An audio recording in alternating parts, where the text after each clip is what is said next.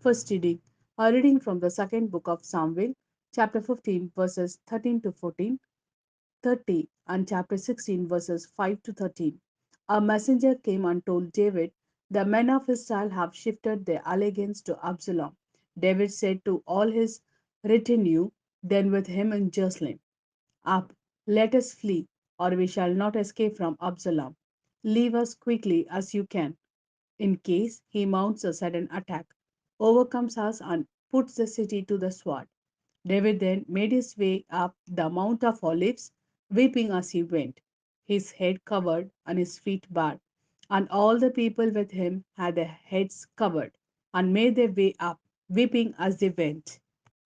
As David was reaching Bahurim, out came a man of the same clan as Saul's family. His name was Shimei, son of Kiara, and he uttered curse after curse, and threw stones at David and at all King David's retinue, even though the whole army and all the champions formed an escort round the king on either side. The words of his curse were these: off with you, man of blood, scoundrel. Yahweh has paid you back for all the split blood of the house of Saul, whose sovereignty you have usurped, and Yahweh has transferred the sovereign power to Absalom, your son. Now your wickedness has overtaken you, man of blood that you are. Abishai, son of Zeruiah, said to the king, why should this dead dog curse my lord the king? Let me go over and cut his head off. But the king replied, what concern is my business to you, sons of Zeruiah? Let him curse. If Yahweh has said to him, curse David, what right has anyone to say, why have you done so? David said to Abishai and all his retinue, why the son sprung from my own body is now seeking my life. All the more reason for his Benjaminite to do so. Let him curse on if Yahweh has told him to. Perhaps Yahweh will look on my righteousness and will repay me with good for his curses today. So David and his men went on their way, and Shimei kept pace with him along the opposite mountainside, cursing as he went, throwing stones and flinging dust. This is the word of Lord. Thanks be to God.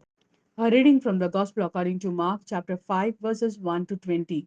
They reached the territory of the Gerasenes on the other side of the lake, and when he disembarked, a man with an unclean spirit at once came out from the tombs towards him. The man lived in the tombs, and no one could secure him any more, even with a chain, because he had often been secured with fetters and chains, but had snapped the chains and broken the fetters, and no one had strength to control him. All night and day, among the tombs and in the mountains, he would howl and gash himself with stones. Catching sight of Jesus from a distance, he ran up and fell at his feet and shouted at the top of his voice, what do you want with me? Jesus, Son of the Most High God, in God's name, do not torture me. For Jesus had been saying to him, come out of the man, unclean spirit. Then he asked, what is your name? He answered, my name is Legion, for there are many of us. And he begged him earnestly not to send them out of the district. Now on the mountainside there was a great herd of pigs feeding, and the unclean spirits begged him, send us to the pigs, let us go into them.